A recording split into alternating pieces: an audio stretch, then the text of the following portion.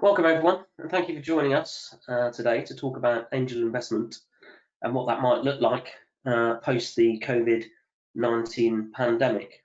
I think over the last few months we've learned a lot and read a lot about institutional funding plugs through CBILS and bounce back schemes to help start-up and SME type businesses plug the immediate cash flow needs. But I think we all agree that the key and lifeblood of working capital to businesses is through equity funding, and the future of succession and growth of those businesses requires equity investment, as it did before March and before COVID-19. I'm delighted today to be joined by Steve Royffe of Dorset Business Angels, who has many years of experience in helping businesses with angel investment, and he will take us through his tips and thoughts on this subject. And also Zafar of Forbury Investment Network, who specialises in providing and assisting businesses with start-up investment, and also has an extensive network of those able to provide such funding. Just in terms of some housekeeping, we'll be delighted to take your questions at the end of the session. We'll address them. So should you have any as we go through, if you could use the chat function on the GoWebinar platform, and we will address these at the end, as I said.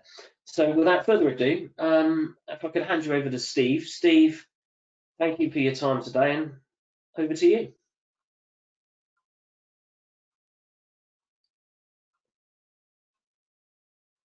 Hi, can you hear me?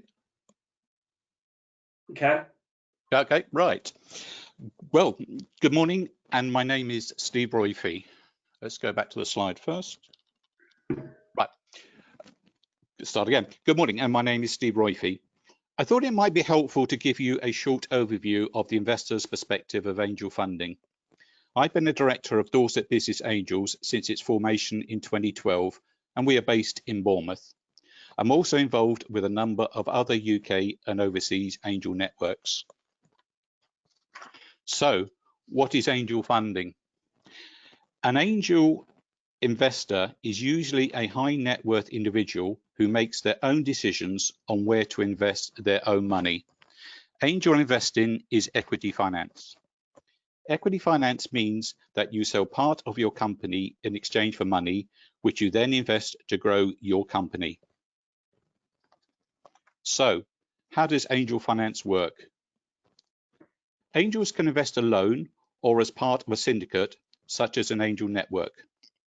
For example, our investor meetings at Dorset Business Angels typically have 30 angels attending, with 5 different companies pitching for finance. Currently, like most networks, these are now virtual Zoom meetings. Individual angel investors have different appetites for investment, but typically invest between £10,000 and £50,000 in each company. Companies typically pitch for angel finance between £150,000 and £500,000. However, syndicated deals of up to £2 million are now becoming more common. Also, angels can bring their experience and knowledge to help grow your company. This could be advice on marketing or business introductions, etc. This can be really valuable to a growing company. What are the implications of angel funding? Firstly, this is definitely not for everyone. Consider your own personal objectives. The upside: it provides the finance you need to grow your company without giving personal guarantees or having fixed repayment terms. The downside: every investment will dilute your shareholding. Your percentage stake in the company will get smaller with each investment round. People do struggle with this. However, your personal equity might grow. Less is more. As an example, say you currently own 100% of your company, which is valued at £1 million. Your personal wealth is therefore 1 million. Your company then grows, but your ownership reduces to 50%. However, the company value also grows and is now worth £3 million. Therefore, whilst your percentage shareholding has decreased, your personal wealth has grown by £500,000 from 1 million to 1.5 million. I know of a business owner whose share of the company was down to 6%. However, on the sale of the business to a major retail chain, she still personally banked £20 million. So, an early consideration for you is to decide whether you are building your company to own or to sell for personal wealth. This will influence how you grow your company. So what are the obligations of taking angel finance? Angels will look to see if you can fulfill certain criteria before investing. Especially, do they believe you can make a success of your business and give them an increase on their investment? Typically, angels are seeking a return on their investment in, say, 3 to 8 years with, say, a 10 times return on their money. So, do you have the desire and strategy for exit? Note, exit usually means selling your company. Think, is this really what you want? Any no's, consider, are you ready for angel investment? I'm often asked, how does a company get access to angel funding? Well, I Googled this phrase and many results implied this was easy. However, my research also found different actual finance fundraising experiences, including, and I quote, raising finance from professional investors is very painful indeed. Even people who know their way around the industry and have a great business find it stressful, hugely distracting, and extremely time consuming. And another, having spent the last 9 months looking for investment, it wasn't until I appointed another specialist company to help me with the investment structure that things really started. My advice is to get investor ready now. Start preparing 12 months before embarking on a funding raise. Develop your company elevator pitch. You never know who might be interested in you. Seek advice from a qualified, trusted personal source. Do online research. 2 independent websites I recommend are UK BAA, the United Kingdom British Business Angels Association, and ourselves, Dorset Business Angels. Here you will find explanations, hints, tips, and videos on investment. However, expect 1 to 2 days research here alone. This has obviously been a very high-level overview of a wide subject. There are many detailed aspects you need to consider, such as strategies for raising finance, how to pitch, investor presentations, etc., etc. However, each of these is a separate detailed topic requiring its own training session. Thank you for listening and looking forward to discussing your questions shortly. And with that, I'll now hand back to Stuart. Steve, thank you very much. And as you say, it's a complex area. There's a lot to consider, not just philosophically from the business owner's perspective, but as you say, many facets to think about. So that's been great. Thank you. I'm going to hand over to Zafar now. Zafar, as I say, is involved with the Forbury Investment Network to get his thoughts and views on what the landscape of angel investment and angel funding might look like in the next few months to a year or so. So, Zafar, over to you. Thanks, Stuart. Hi everyone. Good morning. I'm Zafar Kanani. I'm a manager at the Forbury Investment Network. We're a business that's associated with Clarkslegal LLP and are very much focused on the earlier stage of the EIS, SEIS spectrum. We tend to mainly work with high net worth and angel investors, as well as family offices, and really focus on pre-institutional fundraisers. I've been asked to give a brief overview and some thoughts on where we think the earlier stage investment landscape is going to go over the next 6 to 12 months. When we went into lockdown in early to mid-March, we saw that a lot of investors really retreated from the market. This was, of course, expected and natural, given that a lot of effort went into supporting their portfolio businesses and ensuring that those businesses had not only the operational support that they needed, but also the financial support to withstand the economic shock of lockdown and COVID. What we've seen over the last couple of weeks is a little bit of a resurgence in the market. I think that there is a lot of optimism out there, but equally a lot of caution as well. And broadly, we think, going forward, investors are really going to favor experienced management teams over first-time founders. Many investors will continue to prioritize their existing portfolio businesses, and so will be reserving cash to participate in follow-on rounds, for those businesses that continue to be viable and show promise. There's been a lot of interest in the sectors and industries that have naturally benefited from the macro changes resulting from COVID. So I'm talking about remote working and digital health, for example, where those sorts of businesses have really had a lot of interest from investors. Other sectors like tourism and leisure, for example, have almost fallen by the wayside. And we think there'll be some very interesting opportunities for investors in those sorts of sectors if they're willing to take a long-term view. I'd say also there will be a lot of sort of effort put into sourcing businesses that have the fundamentals in place. So I'm talking about cash flow, strong underlying unit economics, and a plausible path to profitability. And I think the days of sort of investing for growth at any cost are very much behind us.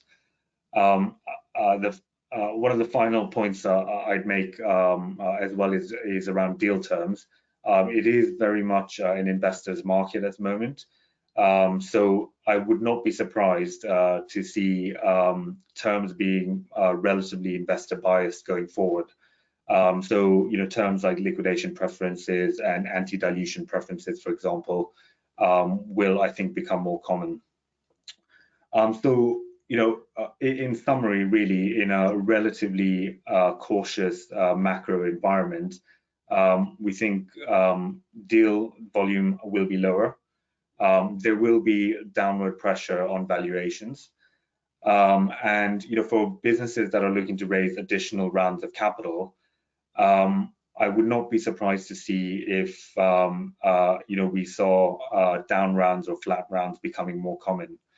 And finally, for businesses that are looking to raise their first round of outside capital, so beyond friends and family, it will be harder to get rounds across the line, I think.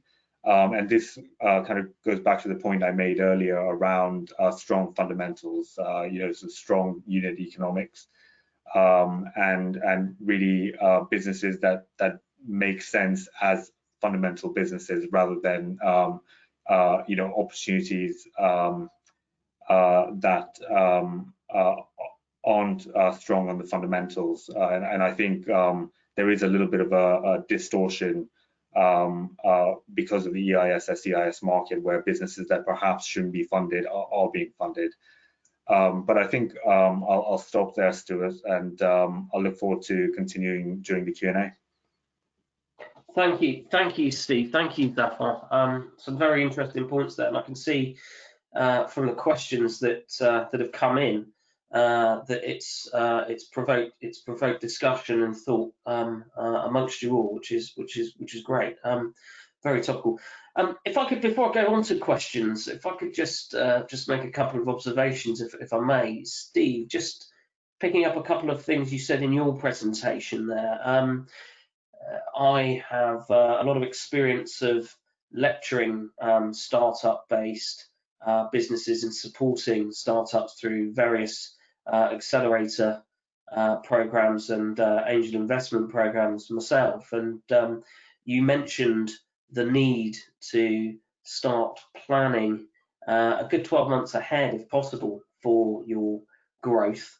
And I'd just like to echo that. One of the things that I sort of say to people is it's no good just getting excited and running away with the great idea that is brought your business or given you the passion for your business to develop. You do have to start with your governance. You do need to think about, do you own the intellectual property? Do you have your terms and conditions in place? Do you have those big customer contracts sewn up? Do you have a compliant set of records and statutory books that reflects the ownership and structure of the businesses you're about to portray? All those things, I think, have an impact on the impression of an investor. And as Zafar says, in an increasingly competitive market, you are pitching and competing with other businesses. So I agree with that, Steve. I really do, and it's important, as I say, just to think about the wider implications of the business. What would you look for if you were going to put your hard-earned money into the idea? And I think the other point. Can I just add something there? We're on the subject. I mean, what I was trying to give is the investor's view of this. Obviously, the company is looking to raise finance. That's obvious. However, the question is, what does the investor want? And one of the things the investor doesn't want to do is lose his money, in simple terms, to start with. So he's going to do a lot of what we would call due diligence. Due diligence would mean looking at the company, and it's going to be looking at things like shareholders agreements, if you're selling, list of your major buyers. It's going to want things like, do you say governance, and that's like board meetings and financial information. So by giving you that, there's an awful lot of information that you're going to be asked for when an investor is looking to put money into your company. What I'm saying is, well, if you know that now, all you've got to do is open up a folder called due diligence, and in that you put the current shareholding, you put the minutes of each of your board meetings as you did it. And when either the investor or a professional firm of accountants turns up, you just hand them the copy of the due diligence file, and the information is there. It takes 10 seconds at that stage. Yeah, I agree. A lot of things in life, and certainly in business life, the amount of effort that you put in at the beginning generates and grows reward at the end. So preparation is key. Thank you, Steve. Thank you. Okay. And then, if I may, just another point that you spoke about there, Steve, in your presentation about being clear on percentage equity that you're giving for the investment.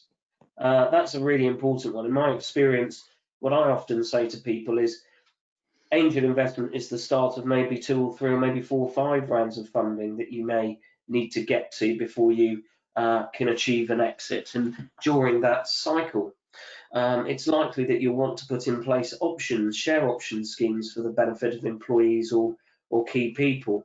And all these things have an impact on eroding your percentage ownership. So what I say to people is, you need to think about that. What, after all the funding, after your option scheme, what will your percentage ownership look like? What are you prepared to keep? What do you want to hold on to? Not just for economic return, but also to retain certain controls over the direction of the business through shareholding majorities. And then once you've got an idea on where you want to get to, it's sort of working its way back, really, and almost banking, in inverted commas, percentages, so that you get to a point where you've got that earmark for further rounds. So that does need thought. That's not an arbitrary exercise. I think that's again, as you say, that's one of the things I put in my presentation. It's interesting enough because I do work with companies and help them raise finance, and they say we want to raise X amount, and I then say to the first thing I say to them is we need to step back here. Is what are your personal objectives? What are you trying to achieve? It could be you want to have a £100 million company in 5 years' time. You might want a £10 million company in 10 years' time, or you may want to grow a business which is going to be and be the head of that for the next 50 years. Whichever way you want it is right for you, but it's the way you go about raising finance is completely different for each circumstances. And one of the key things that I was trying to get over it is, think about what you're trying to achieve, and then what your shareholding is going to be, and at the end of the piece, because do you want 100% of the company, or do you want £20 million? If that's only 6%. So yeah, again, that is really the starting point I have is speaking to the directors and the business owners. What are you trying to achieve, and then get that mapped out. And then we can put in the strategy to go from where we are to where they want to be. Thank you, Steve. Very, very useful.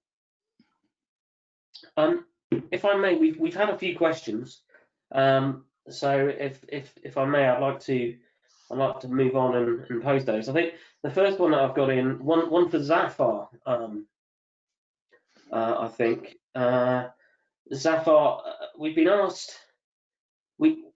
Just to set the scene, we understand that the future fund scheme available at the moment to support businesses is out there, and there's been a lot of discussion as to whether or not businesses that sign up and use this may or may not qualify for EIS and SEIS relief going forward. And I think you'll correct me if I'm wrong, that the guidance out there at the moment isn't particularly clear.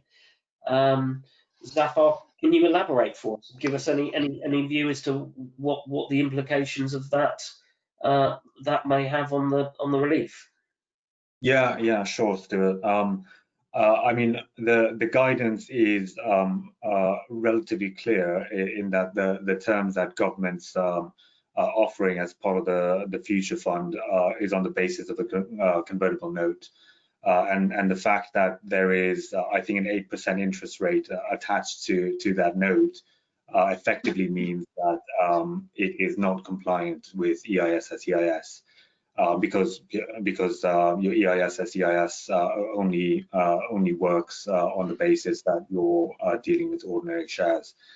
So from that perspective, there's been a lot of lobby in the media and with government around what can be done to boost the EIS SEIS market, and ultimately it comes down to EU state aid rules. I think is the reason why the future fund is effectively non-compliant with EIS SEIS.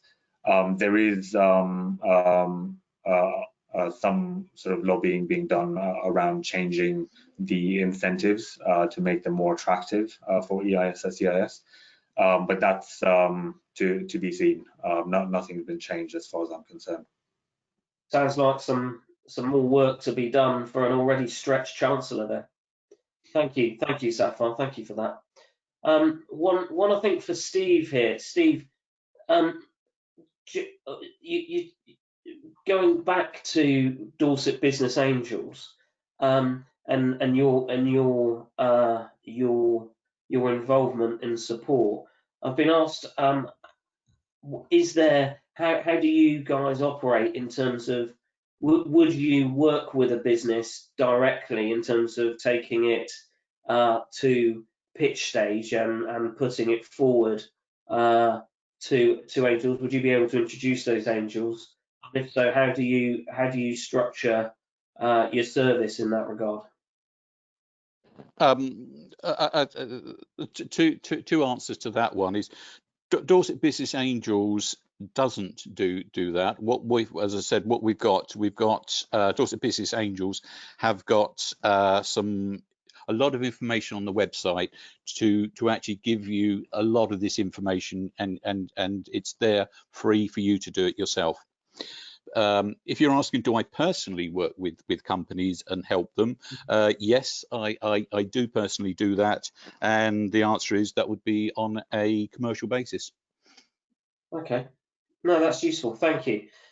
It's great. We're getting quite a few questions here, so this is again, sorry, just to stop you. There are some angel networks who would charge for you for doing some guidance on how to present and on the presentation. But again, what they would tend to do, they would tend to charge you an upfront fee as well, plus the normal fee for raising the finance. I see. No, that's great, Steve. Thank you. Well, of course, anyone that's interested in learning more about how they can get help through Steve and his team, please don't hesitate to contact us at the end. But as I say, we've got quite a few questions, so that's great. That's really good. One that I'll probably throw up to you, Steve. A question here. Our audience participant thinks that there's a gap in the financing available to startups, and wondered if activist angels may be part of the answer. This particular member of the audience is an angel and a VC, and their area is de-risking of early stage investments. So do you think there is that gap in the market in terms of early startup? I mean, I think the answer to that is yes, and I agree with the audience member. Do you think that there is a scope, especially in the light of the pandemic, or appetite for very early stage activist angel investors to coming in and supporting that gulf of funding? Right. The answer is absolutely is a short answer to the question. However, as I said, typically angels investment, and I'm talking here about angel networks, typically the level of investment they're interested in is £150,000 to £500,000. That really is not startup for a startup company. What angels are really looking for is a company that has been de-risked to a certain extent by having some traction. How do you define traction? Well, if you've got a website, if you've got some people using the website, especially if you've got income and you're selling things, that de-risks it. So that is where the angels are interested in. The professional angels are interested in coming in. So that does leave a sector which is the pure startup, and again, there are a lot of companies that I meet who are very early stage. The owners, entrepreneurs, have got great ideas. What they haven't got is a lot of cash, and they need £50,000, say, just to get the company going. And the answer is, it is very difficult for them to get finance for that. What I would recommend, is they have discussions with accelerators.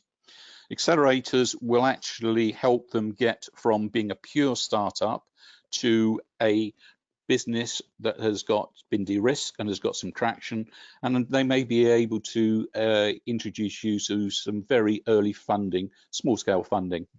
So two sides to it. It's completely early stage, and startups is completely different to what I've been talking about, which is professional angel networks.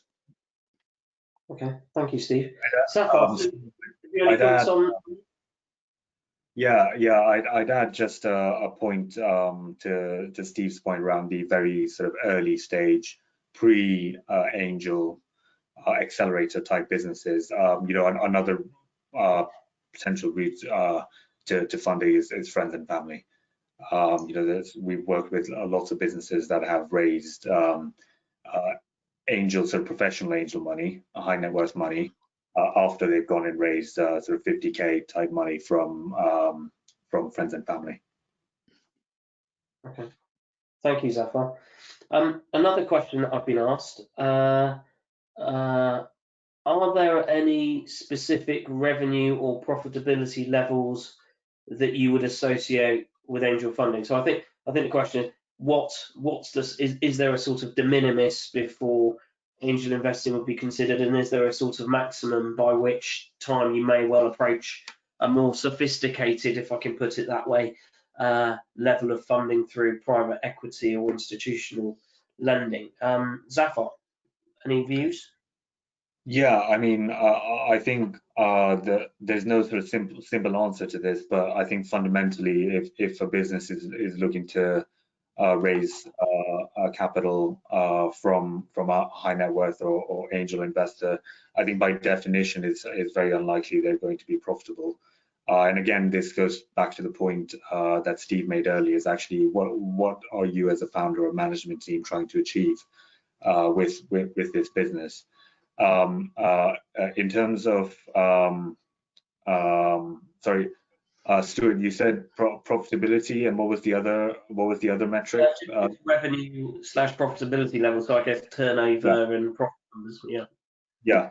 I mean, from a revenue perspective, I think there is no kind of minimum threshold, but I think there is always a need and want from investors to have some evidence of pull from the market. So be that early paying customers or early paying trials, for example, to show that there's actually a product that you're bringing to market that people are willing to pay for. I think would be what I would be looking for as an investor, for example. Steve, would you agree with that? Probably. I wouldn't disagree with that. The only thing I would add is to say I think from an investor's perspective, rather than sort of to say there's a specific level of income, I would say the most important thing is it's the valuation level. And from my experience, angels investors are really looking at companies which are valued at not less than £1 million and not more than 5 million. Now, the reason for that is in order to justify a valuation of £1 million, you've got to have traction, which could be some low levels of income, but certainly traction. And once you get to £5 million, you're probably looking to raise quite a large amount sums of money, and you're probably then getting into the VC world. Thank you. Well, thank you both. Thank you both. Another question here. If a company is dealing with an angel syndicate, does it mean that they will just deal with one representative rather than, say, 20 individuals going forward? And supplemental to that, how easy is it to exit your business, presumably through a sale, if you have, say, 20 different angels involved? I can help a little bit there, and then perhaps I'll refer back to Steve and Zafar for their comments. I mean, certainly you would need very carefully to govern the relationship of multiple levels of investor or multiple investors through a shareholders agreement, and also alterations to the constitution, the articles of association of the company. And within there, you would often have, if it was a syndicate that put finance in at one stage, you would have a representative who may well hold security as a trustee for the benefit of all of those individuals, who may well represent the interests of all on the board. So yes, in answer, you would have normally one representative to make communication quick, and also to ensure that you're not, as you imply, generating unnecessary levels of bureaucracy and communicating with those people. And then the second point, in terms of exit, yes, that you would need to ensure within your shareholders agreement or your articles that you have appropriate drag provisions which enable a majority threshold to agree to sell the business and have the right to bring everybody into the fold on a disposal.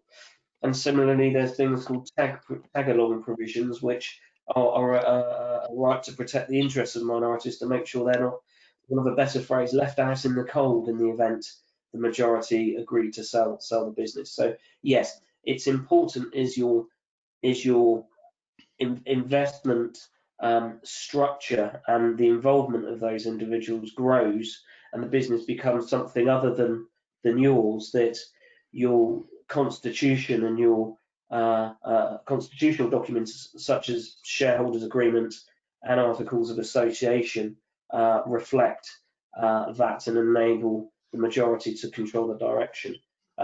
Steve, have you got anything to add to that? Yeah, I think it might be helpful to the audience to take you through what actually happens at an angel meeting. So for example, I'll use what we do at DBA, because that's very similar to what most angel networks would do. So in July, we've got our next pitch meeting coming up. There'll be 5 companies presenting. And once they're presented, we will ask the audience, say usually there's about 30 people in the audience, and we would ask the audience how many people are interested, not in investing in the company, and you never get investment on the after the end of the meeting. What we are asking for is which investors have interest in taking the discussion with the company forward. So let's say 5 or 10 people say, yes, I'm interested in learning more about the company, and then you're then moving into due diligence. So what we would do is allocate a lead angel, and in our case we use one of the directors, and the purpose of the lead angel is to coordinate all the interest of those people, so that yes, the company doesn't get 5 people asking the same question, can I see this? So one person will ask the question, and then that will be shared amongst the other angels who are interested, and hopefully that will move forward until to the actual investment. If there are 2 angel networks involved, and we do a lot of cooperation with our other angel networks, and therefore we would tend to use one lead angel. Whoever has picked up the company first would tend to have a lead angel, and they would coordinate the events, the due diligence for both networks. So that's the process. And the point on exit, again, as you said, it's a shareholders agreement, which is really key here, and it's too late at that stage to try and renegotiate the shareholder agreement. So this is one of the things which I said earlier, as part of what you should be doing now, preparing, is to get your shareholders agreement in place. You may, for example, get a dispute, shall we say, at time of exit. You know, you've been offered £10 million for your company, and you think that's great. However, there's a shareholder who says, no, I don't think that's great. I think it's worth 20 million. So there's obviously a dispute there, and the only way that dispute is actually going to be easily solved is through a good shareholder agreement. Thank you, Steve. We've got another 6 questions, and I'm just conscious of time, so I'd just like to move on, if I may. And another question for the panel. They absolutely accept that the market's going to be competitive, but note that there is pent-up investor demand. That's a very good point. At the moment, rates in other investables are very cheap. Money's very cheap to borrow. A lot of people sat with cash looking stuff to do with it. Is there a greater appetite for SEIS fund-based lending, would you say, Zafar, rather than angel investing? Stuart, does the question refer to lending rather than equity? Well, it's just trying to understand really whether or not, with pent-up investor demand, there's more attraction towards SEIS funding rather than traditional angel investing. I don't know what your view is on that, Zaf. Yeah, I mean, I think the two go hand in hand. Most angel investors will be investing on the basis of EIS, SEIS, and the incentives that are available. I would broadly agree that yes, there is pent-up demand, and we kind of seen that recovery in the market over the last 2 to 3 weeks. I think at the same time, with high net worth and angel investors having exposure via their own personal portfolios to other parts of the market where there is relative uncertainty, I think that sort of uncertainty will trickle down, and there will be, as I said, a little bit of caution in the market. But it's not to say that the incentives that are available via EIS, SEIS will not continue to drive the market, and I think that will be a trend going forward. I do know of a few conversations I've had with some of the EIS funds out there who raise on a quarterly cycle, where they've seen, this quarter actually hasn't been as good in terms of their incoming as they expected to be next. So it's probably a blip, given what's happening in the broader market. But I would sort of broadly agree with that sentiment. Thank you, Zaf. Another question for Steve. A very interesting point raised here. In your view, Steve, what's the balance really between angels? Do you find between angels wanting to be involved in the day-to-day running of the operation, or are they just interested in the economic return? It's an interesting question. My experience is that it really depends on the personality of the angel investor. Any thoughts? Are you seeing a trend either way, Steve? Well, again, I would just exactly repeat what you said. It depends on the individual angel investor. I mean, some people, let's say, they're in their 60s, but they've got a lot of money and they're happy to invest and risk their money, but they haven't got the time or the inclination to do it. Maybe somebody who's younger would and has got specific knowledge of the industry might like to say, well, yes, I'm going to put some money in, and basically I'm going to help you grow the company. So I think this is one of the things you should be looking for, but because money and help are very important to growing companies.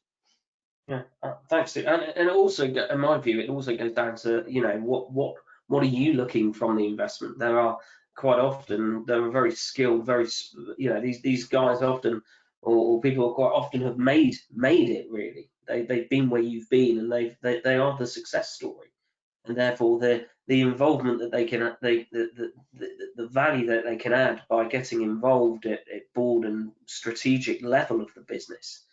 As well yeah, as, I would say I see lots of companies. Sorry, just to interrupt. I was going to say I see lots of companies, and frankly, I see lots of inexperienced companies all making the same mistakes time and time again. So if you get somebody who's been there, done it, and said, well, hang on, I wouldn't do that because of X, Y, Z, and this is what you should be doing, then you're gonna save yourself an awful lot of time. Okay, thank you. Another question. Perhaps to Zafar, this one. In the past, recessions were a good time to be invested in innovative startups, as they would leapfrog the recession whilst being low valued at the point of investment. Is your view that the angel investment market feels that this is going to be the case, or the case now? Zaf? One for me. Yeah. Do you want me to take that for you? No, that's fine. Thank you. I would say that recessions, I think more often than not spawn a lot of innovation, and time and time again we've seen some of the most successful businesses in tech, for example, globally, have been started in recessions. Kind of most recently, Airbnb, for example, was started in 2008, I think. And I think people broadly who may be finding it difficult in their careers, for example, are then pushed into starting businesses. And ultimately, you know, it's sort of a cycle that I think repeats itself time and time again. From an investor's perspective, yes, it's an investor's market. So there, I think, you know, going forward, and I think there is a broad consensus that, you know, we're going to see a deep economic shock globally. I think going forward, there will be some very interesting opportunities for investors at the earlier stage. Thank you, Zafar. Another question here is, are the characteristics, the differences, if you like, between family investments and business angels, in fact, very hard to distinguish? My view, and Steve, correct me if you think I'm wrong, but my view is that they are generally quite distinct forms of investment. Family and friend funding is normally very straightforward. It doesn't, very rarely do they want to be involved in the running of the business. It's a bit of cash for equity, or maybe just straightforward loan, repayable on demand, or as and when the company can or business can afford to repay. Whereas angel seems to be, in my mind, my experience, a lot more arm's length, where they want to bring their expertise to the business. They're excited about the idea and the personality involved with that business, and they want to impart that knowledge, and they want to develop and grow with it. So I would think an angel is generally more arm's length, who has, as I say, been through the journey successfully and wants to invest and involve, whereas family funding seems to be rather, here's the cash, good luck to you, and as you grow, I'll get my money back, and if you make it, I'm going to do quite nicely as well. Thanks very much. Steve, view? Yes, I mean, first of all, I would say they're two completely two different things. The investor is going to be an angel investor is going to have a lot of opportunities to invest in, so he's making the decision which is the best. Friends and family, I've only really got one person, and they're saying, do I really want to help this person? So you're more likely to get, certainly at an early stage, the investment from friends and family than you are from an angel investor. It's as simple as that. Oh, thank you, Steve. Thank you. We have been sent in a couple more questions that are quite specific to SEIS, CIS, and also approach to a timing and strategy of approach to angel investing.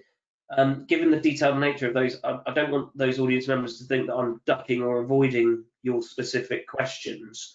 I've got those questions here. We've got your details. I think given the nature of what you've asked for, and in the interest of confidentiality, we will come back to one or all of us on the panel will come back to you both separately and have distinct and private conversations and give you some support and guidance on those points. But as I say, we haven't ducked your question, and we're not ignoring you, so I wouldn't want either of you to think we are. But again, thank you for reaching out, and as I say, we will be in contact with you both separately and privately.